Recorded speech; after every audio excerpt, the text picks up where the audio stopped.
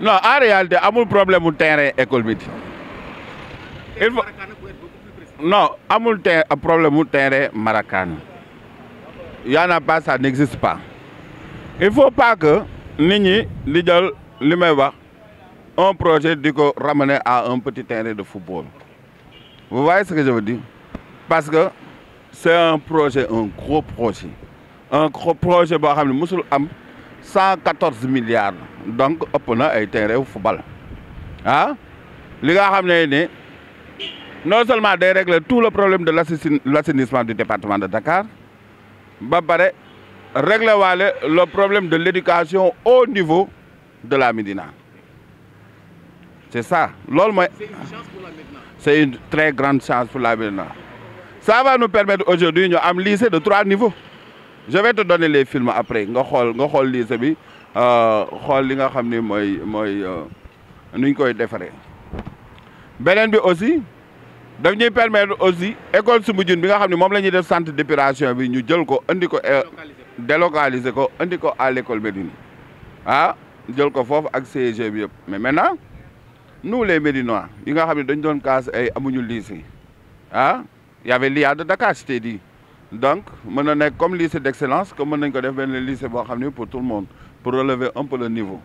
Nous savons très bien que à l'école Soumbédioune le niveau est très bon parce que ñu fa génn ñëpp comme ay maître Diagne yooyu c'est des gens Bamba Cissé et autres c'est des gens qui sont très excellents.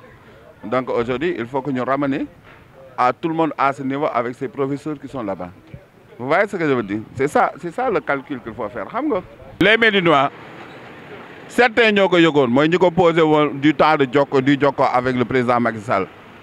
Généralement les Médinois duñu dem vers l'information. C'est après que nit ñi di dox ba mu mujj ca mujjantal ba la ñuy yëg quoi ñoom en fait ci la ñuy mën a bouger. Vous voyez ce que je veux dire? Parce que ñoom duñu dem à l'essence même de la chose dañuy bàyyi ba nga xam ne ñi ngi nekk ca ndorteel ba ca fin ba ñoom ci lay soog a di wax naam ay terrain football. En réalité le terrain football comme li ñuy wax amul impact ci affaire bi parce que terrain football Maracana suuf la woon dañ koy gazonné def ko synthétique et ce sera toujours pour l'école. Terrain Maracana dafa mës a nekk xëccoo loolu du dañ mais terrain Maracana aussi population bi dañu war a xam ne mësuñu ko moom école bee ko moom. Vous voyez ce que je veux dire? Donc il faut que ñoom ñu dem ci loolu. Maintenant dans ce projet là qui était un projet de centre d'épuration si la Médina am nañ ci intelligence bi fexe ba mën cee am ay établissement am ci un terrain gazonné ce sera toujours pour l'école de la Médina ce sera toujours pour les Médinois. Donc il y a pas de débat pour moi en fait amul débat parce que ci biir école Médine bi lay nekk dafa mel ni comme à l'école police le terrain gazonné de l'école police pour l'école police mais les gens y jouent du débat quoi en fait du débat boo xam ne war na andi tollé est-ce que comprendre nga. Parce que c'est un terrain qui est dedans pour l'éducation physique et tout bu élèves yi wàccee kenn du mënu cee football bi élèves yi di jàng. Est-ce que yaakaaroon le problème donc c'est un problème manque de communication réelle. Oui peut-être parce que moi j'ai été désigné par le maire au séminaire pour que je gère la communication de ce projet mais aussi ce projet-là c'est pas la mairie moo koy piloté c'est piloté par une entreprise cette entreprise-là maintenant bu fekkee ne woowuñu ñu pour ñu c'est l'entreprise. C'est l'entreprise. C'est pas un projet de la mairie encore une fois. C'est un projet. Voilà. Li ñuy def ci biir Médina c'est l'état central moo ko moom. mairie li mu ci am. xam nga mairie lu mu ci am. waaw déglu ma la xam nga mairie lu mu ci am donner la gratuité du terrain de l'espace à hauteur de 8000 mètres carrés. J'ai entendu même des gens dire qu'on a vendu des terrains au consort. On ne peut pas vendre à l'État quand même. C'est pas possible. Loolu ñi koy wax dañu xamul li ñuy wax rek. Mais on a donné beneen partie bi nga xam ne moo nekk ci ginnaaw fële pour ñu def fa construction wu lycée bi ak yeneen ak kii. Déjà am na sax benn partie boo xam ni mairie ci boppam commencé woon na tabax ay classes foofu. Parce que aussi il y en a aussi qui parlent du patrimoine de l'UNESCO.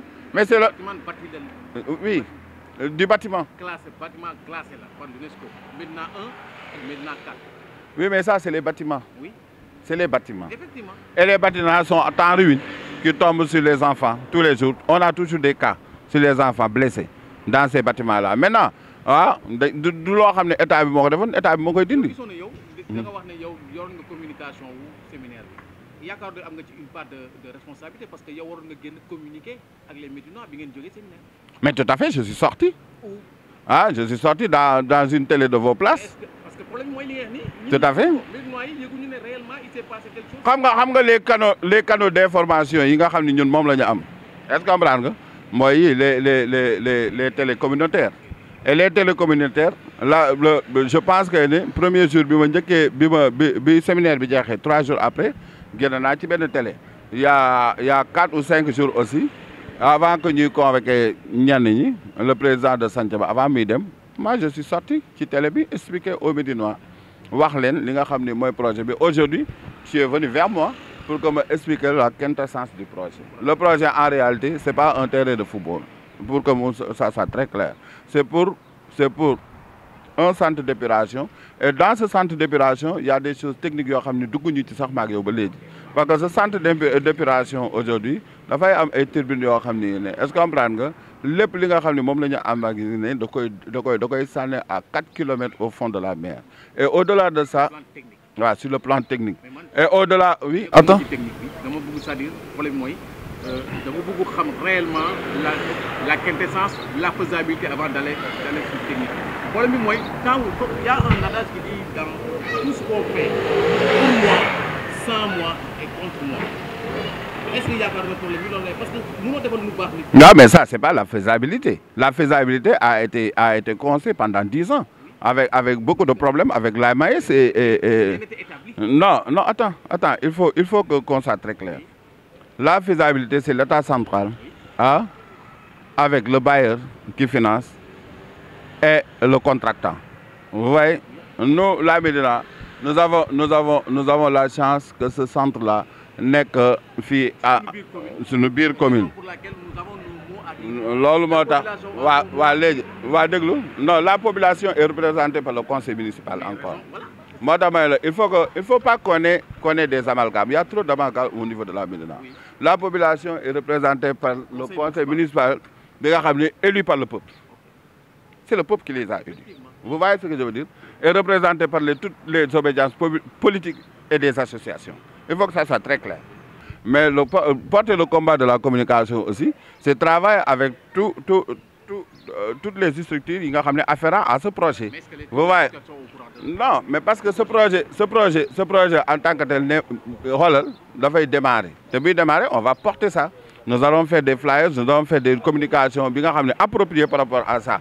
Maintenant, mais comment c'est que mais maintenant non oui dañu tëj mais maintenant déglu-moi maintenant pour ce qui est du terrain Jaraaf encore une fois du terrain Marakana encore une fois ce terrain appartient à l'école te dañ koy gazonné ba mu rafet dinaa la jox projet bi nga xool ko en vidéo nga xool projet bi nga xool ko yëpp bu la neexee nga wane ko ok nga wane projet bi yëpp c'est un terrain gazonné dans l'école amul tribune amul dara terrain gazonné pour l'éducation physique de nos enfants yi nga xam ne ñoo fay jàng c'est des activités sportives ñooy am ci terrain boobu vous voyez ce que je veux dire maintenant bu fekkee ne nag dafa am ay école de football yoo xam ne dañ fa war a football en dehors des heures de classe oui en dehors moom laay expliquer en dehors des heures de classe parce que c'est une école nous tenons à l'éducation de nos enfants. Après les heures de classe, ils peuvent s'organiser avec les responsables pour que nous jouions fort. C'est un terrain pour jouer. Nous, le sport fait partie de l'éducation de la commune, des gens de la commune. Nous avons dit sport. D'autant plus que nous avons beaucoup de rentabilité aux communes. Mais c'est ça que j'ai dit encore.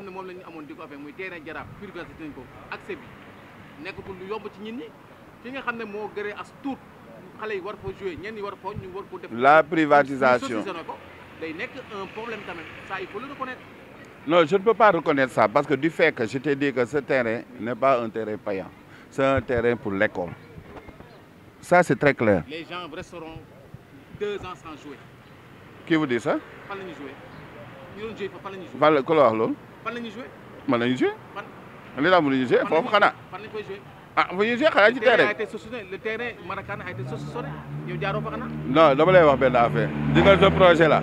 ah ce projet là mënoo bëgg dara bàyyi dara soit seen Médina dañuy naan ñun dañu bëgg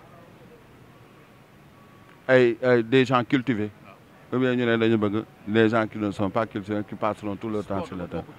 moom laa lay wax déglu ma wax la moo tax ma ne la ce terrain lépp ci àdduna boo koy gis dañ koy tabax defar ko yaa ngi dégg nous sommes en phase de projet pour bâtir quelque chose d'immense d'exceptionnel déglu rek d'exceptionnel au niveau de la Médina. Nous aurons un lycée bu mucc ayib des CG des écoles yu mucc ayib ah avec des infrastructures très modernes. Nous aurons un terrain de football ah vraiment gazonné pour eux.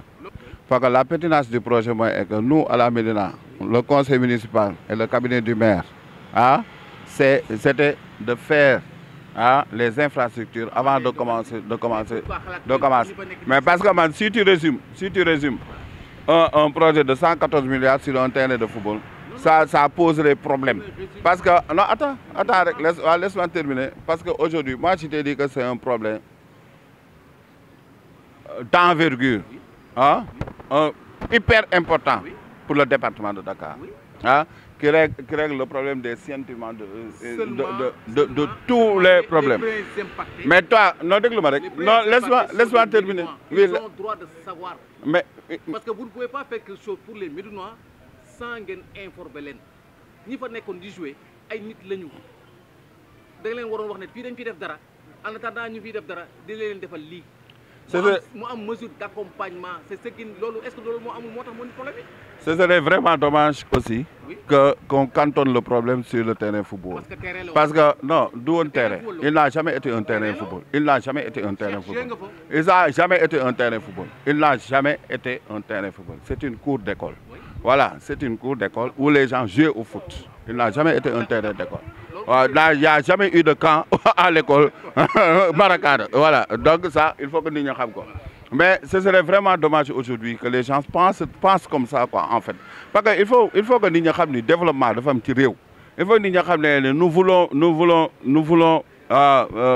une bonne éducation pour nos enfants. loolu lañ bëgg quoi lañu bëgg ay nit ñoo xam ne ñu xarañ Médina dañu toll ci développement dañu toll ci defar ko yaa ngi dégg il faut pas que les gens nous cantonnent sur des trucs yoo xam ne qui arrêtent l'avancement de la commune. La commune aujourd'hui fi mu toll nii gis nga les gens au niveau de la mairie ce que le conseil municipal a fait non intelligence li ñuy wax intelligence mooy.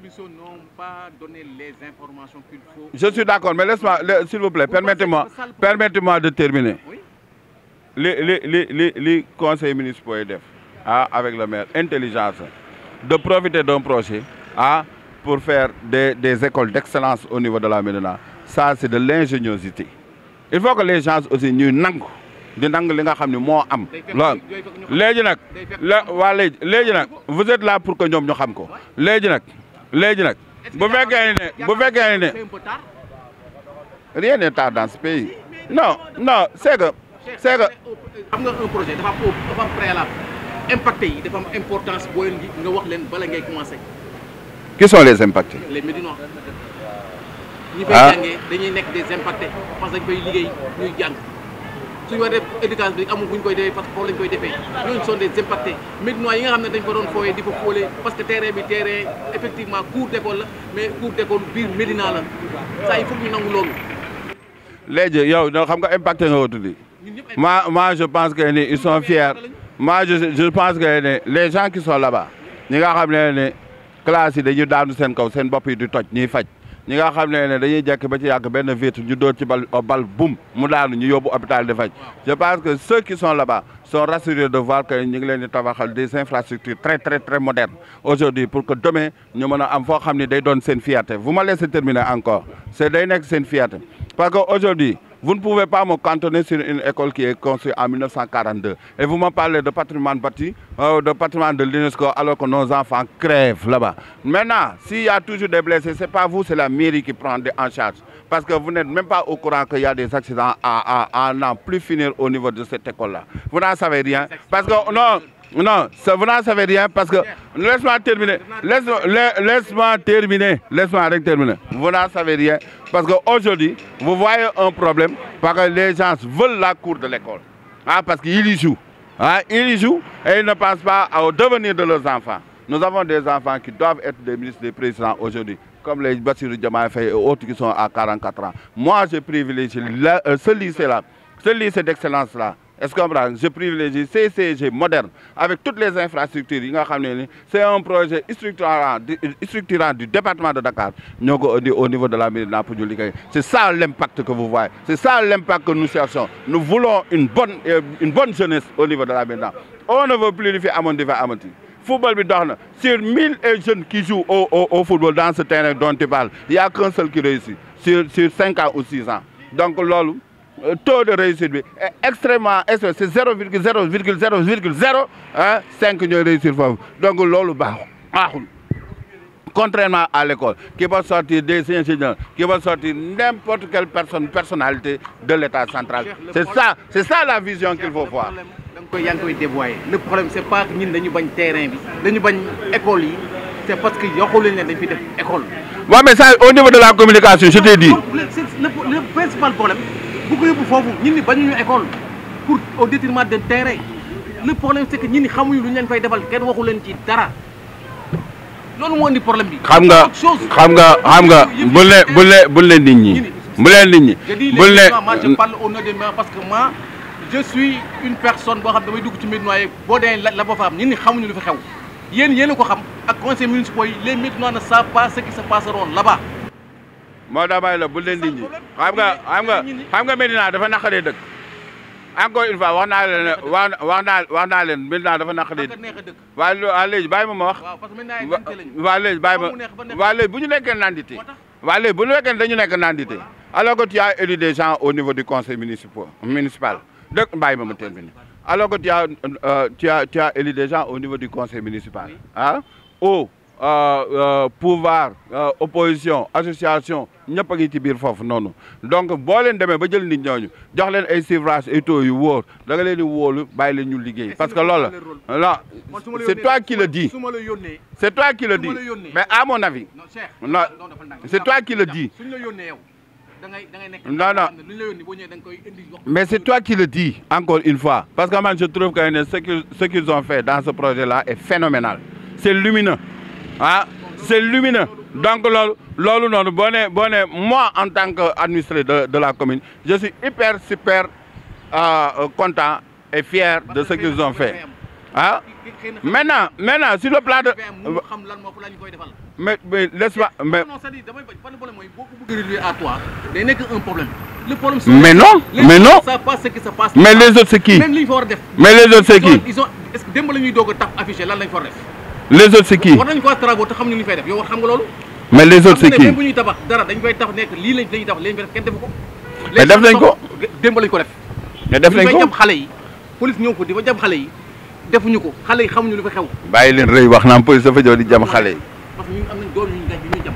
non nu ñu leen jamee. lan lañ leen jam balu lan. bal xamuñu laal bal pistolet la. non ça c'est une affirmation gratuite.